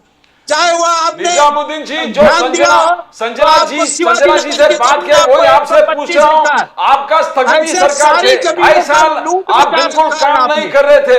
2.5 साल में आप बोलते हो कि सूरत डायमंड बोस गया, मगर 7 मेजर इंडस्ट्रीज महाराष्ट्र में आ चुका, करीबन 80,000 करोड़ के ऊपर इन्वेस्टमेंट आ उससे चुका। 10 गुना ज्यादा फाइनेंशियल हब जो महाराष्ट्र की अस्मिता थी, तो अलग-अलग महाराष्ट्र जो कैपिटल राजधानी थी, कैपिटल जो पैसों की, उसके सारे इंस्टीट्यूशंस को गुजरात ले जाया गया और जबरन ले जाया गया। आपने 2.5 उसमें साल में फडणवीस जी डेवलपमेंट खुद रोक शामिल दिया, थे। ये स्थगित ये बात कर दिया उद्धव था, ये ठाकरे आरोप जी है ने आप बहुत पर। अच्छे से उठाई थी 2.5 साल और में उसी कोई का डेवलपमेंट नतीजा काम है नहीं हो कि रहा जो था आज आपके। दूसरे लोगों को हैरान किया जा रहा है। 2.5 साल में सारे कोई बड़ी डेवलपमेंट का काम नहीं किया आपने। इंडस्ट्री उठाकर गुजरात ले जाने का काम 2.5 साल मोदी में कोई सरकार कर रही है। डेवलपमेंट का काम आपने नहीं किया था निजामुद्दीन जी, ये चार्ज है आप पर, ये आपका चार्ज है कि 2.5 साल बिल्कुल आपने काम नहीं किया आपके। सर इतना काम किया तभी जाकर जीएसटी आई इनके पास। अगर 2.5 साल काम नहीं किया तो ये पैसा कहां से गया महाराष्ट्र से? हजारों करोड़ रुपया महाराष्ट्र से गया है। ये झूठे लोग हैं। जो काम हमने किया 15-20 साल 25 साल, उन्हीं कामों को बेचकर पैसा आ रहा है। इन्होंने कौन सा बनाया जिसको बेचने की नौबत आई? जितनी चीजें इन्होंने बेची हैं देश में, वो किसने बनाया? इन्होंने बनाया था, बीजेपी ने या आरएसएस ने बनाया था? जितनी चीजें बेची इन्होंने, किसने बनाया? निजाम साहब, एक चीज मैं पूछना चाहता हूं दारूवाला साहब से। दारूवाला साहब, you raised your finger. One small thing sir, this is somewhat embarrassing. जरा शर्मिंदगी की बात है। अभी जैसे प्रदीप जी ने कहा कि भाई इतने 1000 करोड़ का इन्वेस्टमेंट आया वगैरह वगैरह, अभी हाल ही में हमारे आदरणीय सम्माननीय आदर्श मुख्यमंत्री एकनाथ शिंदे साहब डेवोस गए थे और डेवोस में उन्होंने एमओयू साइन किए थे, कोई 1.5 लाख करोड़ के या पता नहीं 2 लाख करोड़ के, मुझे याद नहीं है।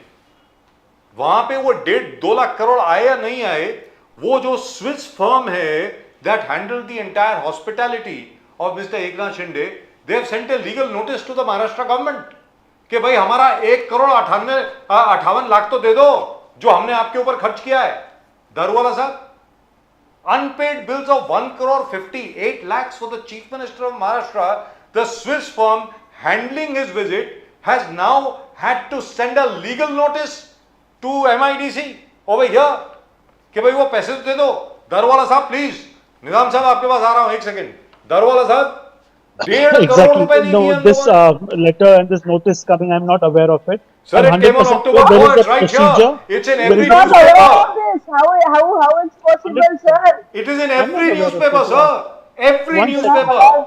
Times of India, India Today, Hindustan Not Times, necessary, I need the Dainik newspaper Jagran, every day. But what I'm Lokmat, telling you, हर जगह पर है if a sir. bill is not being paid. Rajiv sir, 1 second. We just don't need to make a a mountain out of a mole. The thing, if the bill is not Mountain out being of paid, a it will be molehill? paid. Do you think that's यहाँ a पर molehill? सरकार That the एक chief किसी minister का bill goes to डुबाती नहीं है। Davos and the Swiss firm handling his visit has to send a legal notice for their payment? You think that's a mountain out of a molehill?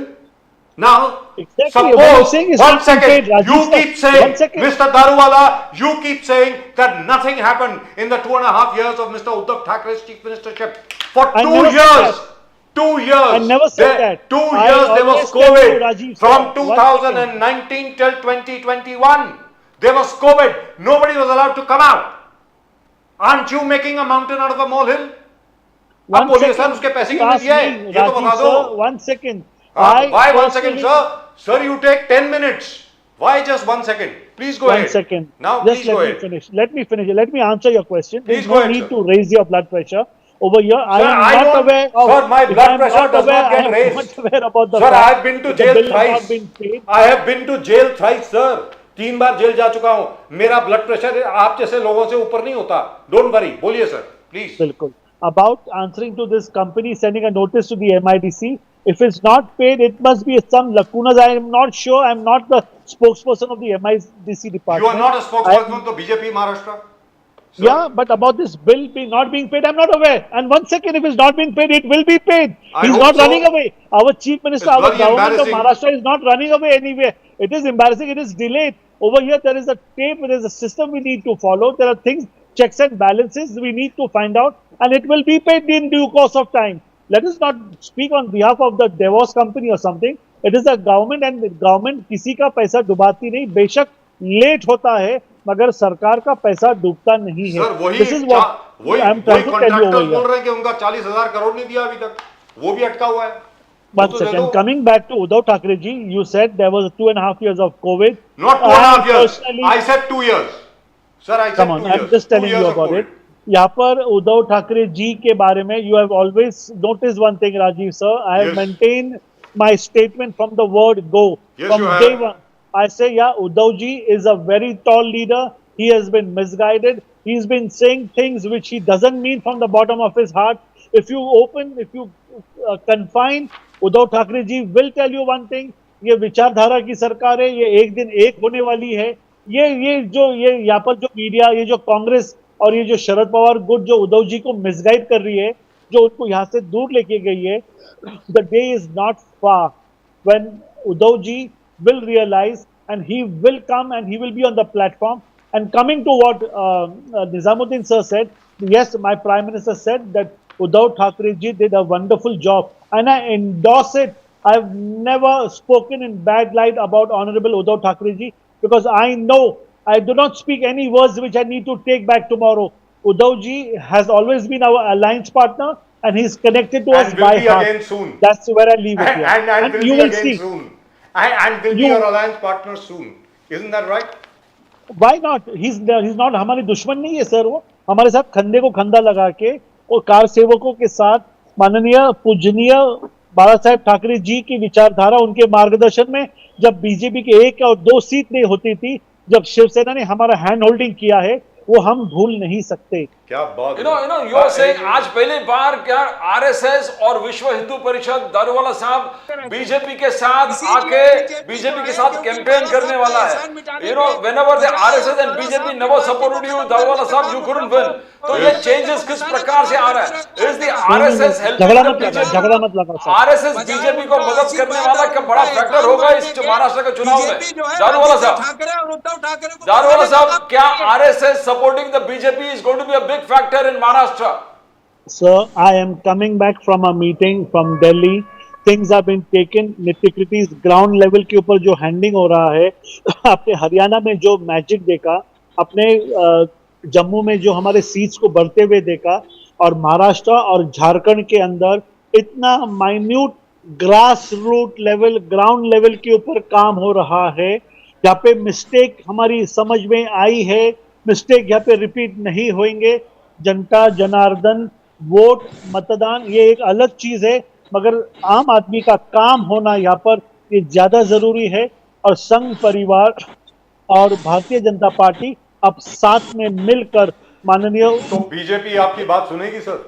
Eknath Shinde जी, तो आपका दिल अजित संघ में पवार है, जी। मालूम है सर। सर जी आप देखिए सर, मैं भी कुछ बातें यहाँ पर खुल के नहीं बता सकते, मगर 34 डेज के अंदर you will see the magic. हम लोग इधर ही बात सर, करें, एक मुझे छोटा कोई सा यहाँ सवाल पे आपसे। नंबर्स दारोगा देना साहब, नहीं है, एक सेकंड, मुझे एक कोई सेकंड। नंबर्स देना नहीं है, बट एक बात आपसे मैं स्पष्ट कहता हूँ आपके प्रेस्टिजियस चैनल पे, हमारी सरकार बनने जा रही है। माशाल्लाह, जबरदस्त, मैजिक से congratulations। नहीं, लेकिन मैजिक से दारूवाला नहीं, साहब, एक छोटा यहाँ सा पे सवाल। प्रैग्मेटिक अरे स्टेप्स है। दारूवाला साहब, सुन तो लो, सुनिए तो सही।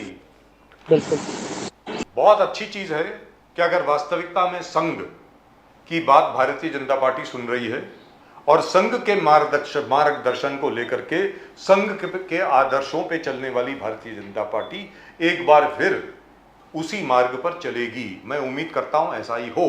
तो आगे जाकर के जब देवेंद्र फडणवीस जी की बीजेपी की प्रेस कॉन्फ्रेंस होगी तो उनके साथ कोई बीजेपी के स्टॉलवर्ट बैठेंगे, मैं उम्मीद करता हूं, क्योंकि अभी तो हम सिर्फ प्रसाद लाड साहब को देखते हैं और प्रवीण दारेकर साहब को देखते हैं। प्रवीण दारेकर साहब एमएनएस में हुआ करते थे, फिर शिवसेना में चले गए और वहां से आकर के बीजेपी में आ गए। प्रसाद लाड साहब एनसीपी में हुआ करते थे, वो बीजेपी में आ गए। कोई खालिस भारतीय जनसंघ का या बीजेपी का कोई शख्स आपके साथ रहेगा ना?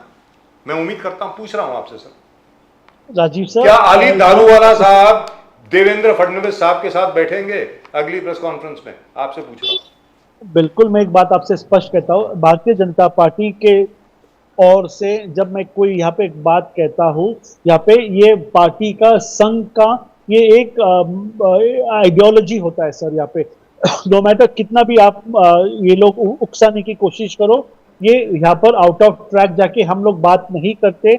द एंड गोल इज महंगाई है, यहाँ पर कॉन्ट्रैक्टर्स को पेमेंट नहीं हुआ है, चीजें यहाँ पर ऑन ट्रैक लाना है, क्राइम रेट हाई है, महिलाओं के ऊपर अत्याचार हो रहा है, ये सब चीज को हमें डील करना है। यहाँ पे कोई मैजिक की छड़ी नहीं है हमारे पास, हम कोशिश कर रहे हैं, बेशक हम लोग कमजोर है, मगर ये सब चीज को हैंडल करके हमें आगे जाना है, ना कि कांग्रेस को या दूसरे मित्र पक्ष को I love this guy. That's why ये काम नहीं होगा। That's why we respect Mr. Daruwala. He's very frank, very truthful. I have never heard Mr. Daruwala speak in untruth. He always speaks from the heart, and we really appreciate you for that, sir. Sanjana ji, So Sanjana ji से पूछा जाए, Pradeep ji, Yes, yes. तो उद्धव जी को अभी दोबारा open invitation मिला है। Madam, दोबारा निमंत्रण मिला है आपको, वापस आ रहे हैं आप? वापस घर वापसी हो रही है संजना जी?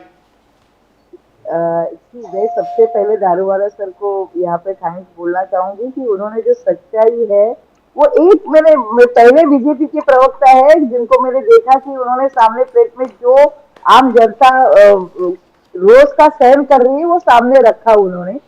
और दूसरी बात उन्होंने कही, वो देखिए ये बहुत साल का अलायंस था, लेकिन जिस तरह से, जिस बेदर्दी से सब हुआ है, और महाराष्ट्र में आज जो क्या बोल रहे हैं, रात को बेस बदल के जाना, और हमारे लोगों को बहुत उद्धव साहब की बीमारी के वक्त ये सब चीजें होना, कोविड के एक बड़े फेज से निकलने के बाद ये चीज का सामना करना पड़ना, ये बहुत ही शिवसैनिकों को दिल से लगी हुई चीज है। इसका मुझे नहीं लगता है कि आगे जाके इसका कुछ हासिल होगा, क्योंकि इससे बड़ी बात और दूसरी है कि भाजपा की आज की जो रणनीति है, उन्होंने जो गुजराती या जो भी बात कही होगी, मुझे उनकी भाषा के इसके ऊपर किसी को डिवाइड नहीं करता है, जाति के ऊपर डिवाइड नहीं करना, लेकिन जो पॉलिसी है फिलहाल मुंबई महाराष्ट्र का खच्चीकरण करने की कोशिश बार बार की जा रही है। हम लोग जब बता रहे हैं कि 80,000 करोड़ के कुछ उद्योग आए, तभी मैं बता रही थी उससे भी बहुत ज्यादा बड़े उद्योग धंधे यहाँ से चले गए हैं।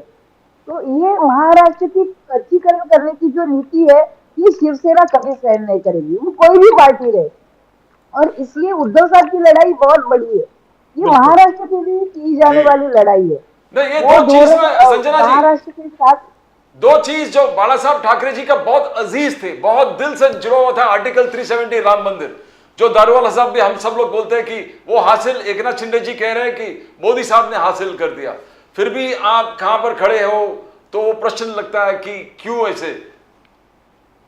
आर्टिकल 370 राम मंदिर बाला साहब ठाकरे जी का बहुत दिल से जुड़ा हुआ चीज था। तो राम मंदिर जो हुआ, राम मंदिर का जो स्थापना हुई, उसके लिए रायगढ़ की मिट्टी लेके जाने का काम, वहां की उस भूमि में डालने का पहला काम माननीय उद्धव साहब ने शुरू किया जब वो मुख्यमंत्री थे। वो याद दिलाने के लिए हम लोगों ने वो मुहिम की थी और हम लोग सभी अयोध्या गए थे कि अभी ये होना जरूरी है राम मंदिर। लेकिन राम मंदिर के काम में क्या मिस्टेक रह गई कि इतनी बड़ी वास्तु बनाने के बाद वो आज पहले बारिश में जिस तरह से टपक रही है वो बहुत ही गलत बात है। ये मुद्दे पे आएंगे तो भ्रष्टाचार का मुद्दा आता है। 370 हटाने का एक काम हुआ है, उसमें से कौन से कलम हटे हैं, ए हटा है, बी हटा है, या वहां पे जमीन खरीदने के लिए मुबा मिली है और उसकी वजह से अडानी जैसे लोग ही वहां पे जाके जमीन खरीद रहे हैं। और 370 लगने के बाद जो कश्मीरी पंडित है जिनकी जान का जिम्मा कहीं पे हमारे लोगों का था, वो उसके बारे में क्या हुआ? आज 1800 कश्मीरी पंडितों की जान वहां पे जा चुकी है, उनकी सुरक्षा का क्या हुआ? ये प्रश्न भी बहुत महत्वपूर्ण आते हैं। जब एक आध नियम हम लोग बना रहे इतना बड़ा, तो उसके साथ वहां के लोगों की सुरक्षितता के बारे में हम क्या कर ले? आज अरुणाचल प्रदेश में देख रहे हम लोग 40,000 स्क्वायर फीट अंदर तक चीन वहां पे 1000 स्क्वायर फीट उधर अंदर चला गया। वांगड़ू जी जैसे ये जो लोग है वहां पे आंदोलन में बैठे, उनको जेल हो रही है। क्या वो भारतवासी नहीं है? वो भारत के प्रति प्रेम नहीं रखते? वो सच्चाई सामने की लाने की जब कोशिश कर रहे हैं तो उनको जेल में डाला जा रहा है। तो ये जो बातें है ये देश के खिलाफ है, ये संविधान के खिलाफ है। ये जो प्रॉमिसिंग चेहरा तब बीजेपी सामने आई थी 2014 में, तब की उनकी बातें और आज की बातें ये बहुत ही दो छोर की बातें हैं, बहुत अलग ही चीजें हैं। तो इसकी वजह से ये लड़ाई तब तक जारी रहने वाली है जब तक ये महाराष्ट्र की हित की ना हो। ये शिवसेना तब तक मैदान में रहेगी जब तक भारत और भारत का संविधान और महाराष्ट्र का विकास, ये सब मुद्दों के ऊपर काम करना पड़ेगा। तब तक शिवसेना। निजाम साहब आप कुछ बोलना चाह रहे थे? निजाम साहब।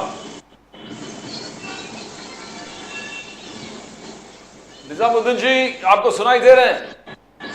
निजामुद्दीन साहब आप कुछ बोलना चाह रहे थे, बोलिए प्लीज। निजामुद्दीन रहीम साहब को शायद मेरी आवाज नहीं आ रही। निजाम साहब आपको आवाज आ रही है? मैं ये कह रहा था कि दारू वाला साहब को पूछिए कि ये लाडकी बहना जो है जिसके भरोसे ये चुनाव जीतना चाहते हैं, महाराष्ट्र में 5 साल में 1 लाख बहनें गायब हैं। वो 1 लाख बहनें कब आएंगी इनसे पूछ लीजिए जी। ये नेशनल ब्यूरो का रिपोर्ट है, गवर्नमेंट का भी, महाराष्ट्र की गवर्नमेंट का रिपोर्ट है। 5 साल में 1 लाख बहनें महाराष्ट्र से गायब हुई हैं। तो इनसे पूछिए कि लाडकी बहना को 1500 देने में और 1 लाख बहनों को लाने में कब काम कर रहे हैं, पूछिए इनसे जी। निजाम साहब ये तो मैं पूछ ही लूंगा दारूवाला साहब से, पता नहीं दारूवाला साहब के पास इस सब्जेक्ट की जानकारी है या नहीं है। लेकिन आप ये बताएं सर, आज की तारीख में जो एक तनावपूर्ण स्थिति चल रही थी कांग्रेस, उद्धव ठाकरे सेना और शरद पवार जी के बीच में कि भाई मुख्यमंत्री कौन रहेगा, क्या उसका प्रभाव पड़ेगा चुनाव के ऊपर जिस तरीके से आप लोग चुनाव लड़ेंगे? निजाम साहब। सर ये कोई विषय नहीं है। तीनों नेता जो हैं सक्षम हैं इस चीज के लिए। उद्धव जी भी सक्षम हैं, शरद पवार जी भी, और हमारे कांग्रेस के नेता भी। चुनाव जैसे ही खत्म होगा बैठकर ये तय हो जाएगा कि राज्य का बागडोर कौन संभालेगा, क्योंकि सरकार बनते ही ये सारे सब एक साथ हैं, एक साथ चुनाव लड़ रहे हैं, एक साथ मुख्यमंत्री डिसाइड करेंगे, एक साथ मंत्रिमंडल डिसाइड होगा और सारे सक्षम हैं। हर एक तीनों के पास अच्छे से अच्छे चेहरे हैं। हमारे यहाँ इसका कोई झगड़ा नहीं है, झगड़ा इनके यहाँ है। इन्होंने आज तक नहीं बताया। हम तो पहले भी अलायंस में लड़ते रहे और हमारे यहाँ चुनाव के बाद ही मुख्यमंत्री बना है। कभी भी कांग्रेस ने, राष्ट्रवादी ने, या उससे पहले भी हमारे जो संगठन जिनके साथ हमने चुनाव लड़ा, कभी कोई फेस नहीं रखा। इसलिए ये बेईमानी करने का काम इनका है। ये बताएं ना कि किसके चेहरे से लड़ने आएंगे। हमारे यहाँ तो खुला हुआ है मामला। जैसे साहब बताएं किसके चेहरे पे लड़ रहे हैं सर? तीनों बैठकर मुख्यमंत्री चुन देंगे और उसको राज्य की जनता पसंद करेगी। जी। Coming back, Rajiv sir, seriously there is no such discussion। Ticket के यहाँ पे सिर्फ बंटवारे की बात हुई है, सीएम फेस वगैरह ये सब चीजों का यहाँ पर कोई डिस्कशन नहीं है। मगर जस्ट अदर डे मैं यहाँ पर सुन रहा था कि शरद पवार जी और जयंत पाटिल जी को कोई एक अपलिफ्ट करके कोई बड़ी जिम्मेदारी देने की बात कर रहे थे। तो very fair enough, very rational educated person अगर ऐसा कुछ बात करते तो इसका कोई यहाँ पर हमें we have got no qualms, we have got no ill feelings about it. Very good face, Jayant Patil ji. If he's saying, I to respect him. I always say he's a very educated gentleman, Jayant Patil ji. But if you ask me, if these people need to have a runaway success, they have the best man in their group, that is Uddhav Thackeray ji.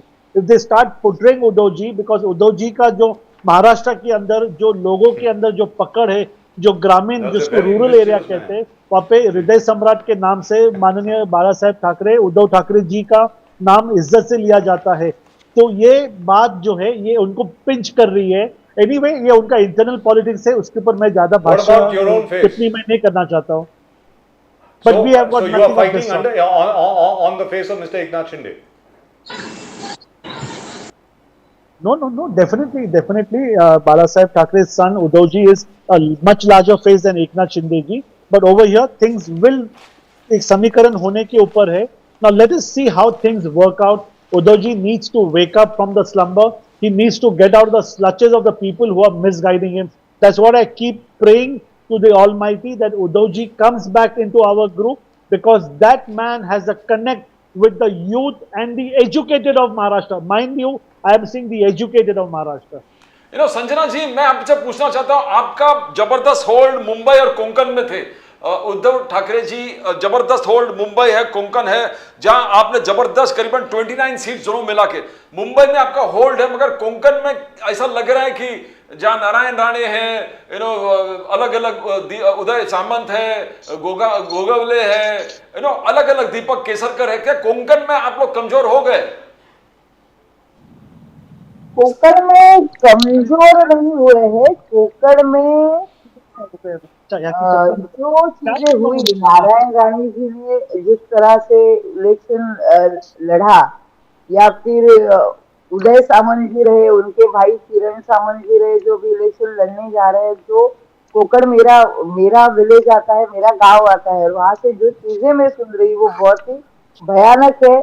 लोकशाही का अधम पतन करने का, संविधान को खत्म करने का चीज वहां पे शुरू है. लोगों के वोट खरीदने के लिए जिस तरह से वहां पे बाजार हो रहा है, ये बहुत ही गलत चीजें वहां पे दिखाई पड़ रही है. और मैं इस चैनल पर से ही रिक्वेस्ट करूंगी इलेक्शन कमीशन को, अपनी गृह खाते को, कि वो बहुत इफिशिएंटली वहां पे काम करे. लोगों के भाव लगाए जा रहे हैं सर, ये बहुत ही गलत तरीके से. मतलब एक बोल रहे हैं ना कि सत्ता या फिर जो पैसा है उसका विकेंद्रीकरण नहीं दिखाई दिया इस काल में. लोगों में जो अमीर थे वही अमीर बनते चले गए और गरीब गरीब बनते चले गए. और अमीर आज इस तरह से अमीर बने हैं कि सत्ता में आने के लिए बस लोगों के वोट खरीदो. और यही चीज नारायण राणे जी के यहाँ पे भी दिखाई पड़ी. मसल पावर और मनी पावर वहां पे दिखाई पड़ा. सेम चीजें किरण सामंत, उदय सामंत जी के साथ सेम चीजें कोंकण में भरत गोगावले जी की जो उनकी भाषा है बात करने की, एक गुंडा राज की तरफ ये लोग निदर्शित होते हैं या फिर पहचाने जाएंगे भविष्य में. इनकी कार्यकर्ता अगर आप देखेंगे वो उनका बेस गुंडा या उनके ऊपर बहुत सारे केसेस आपको दिखाई पड़ेंगे. ऐसे लोग उन्होंने साथ में रखे हैं. तो इसका कहीं पे प्रभाव कोंकण में आज के इसमें दिखाई पड़ रहा है.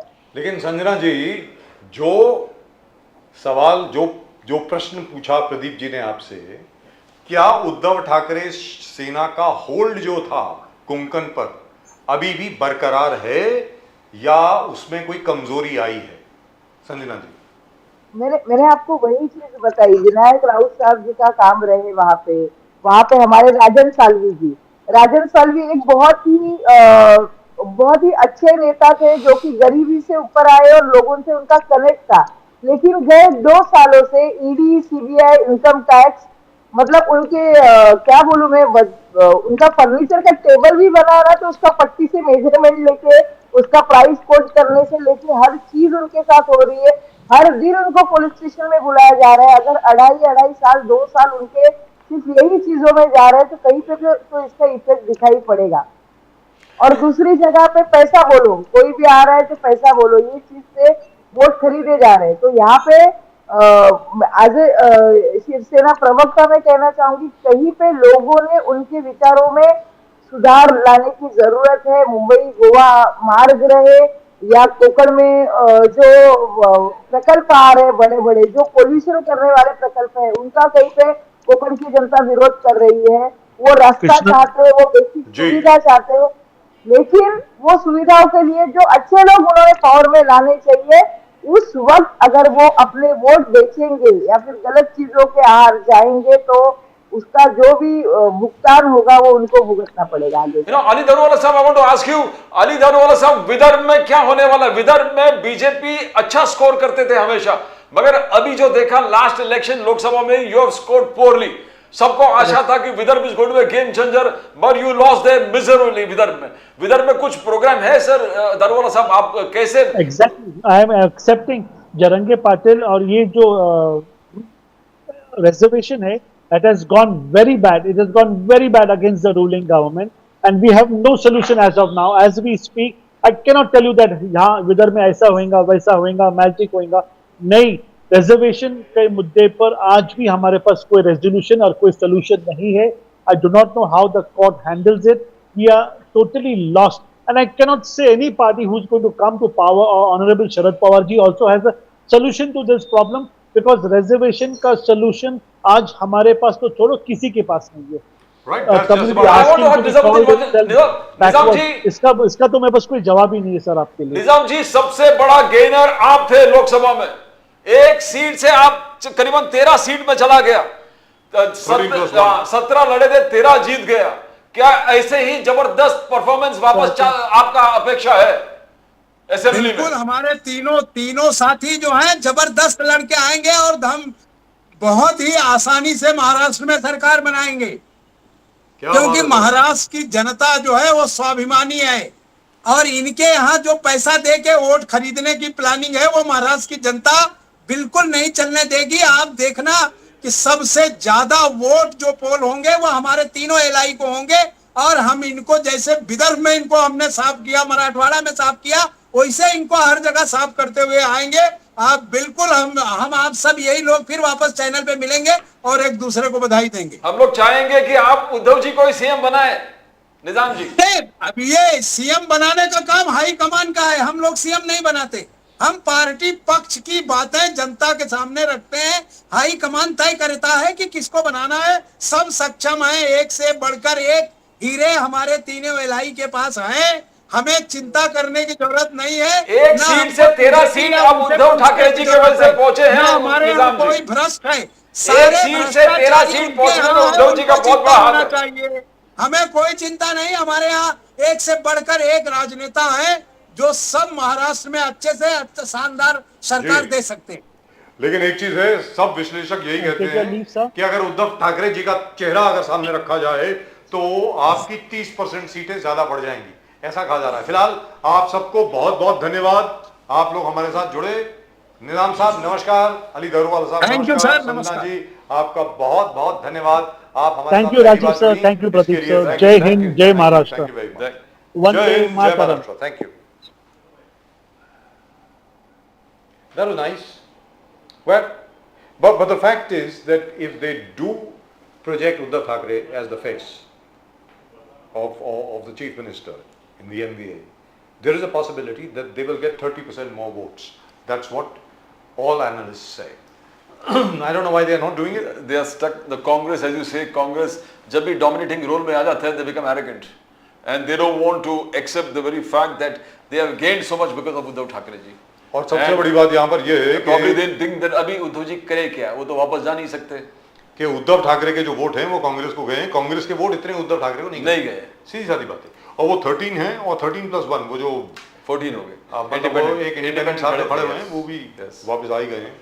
उनको टिकट नहीं मिली थी, वो इंडिपेंडेंट खड़े हुए। So it's actually 14. And I think probably the Wayanad elections are also due. I think Priyanka Gandhi will probably win again from there. So Congress will get, not again, Priyanka Gandhi will win from there in all likelihood. So Congress will get the exact century that they want. So they'll get about 100 seats. But interesting times as far as Maharashtra is concerned, Pradeep ji. Very बिल्कुल sir. interesting times. एकदम। और अली दारूवाला साहब हर show में आकर के open invitation देते हैं उद्धव ठाकरे जी को कि वापस आइए। और I really and truly wonder what Eknath Shinde साहब will make of this.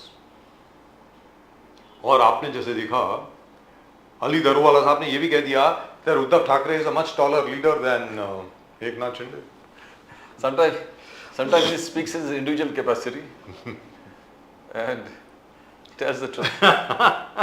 Is he speaking in his individual capacity or is he sending Indresh Kumar ji and the RSS message across to the BJP? I wonder.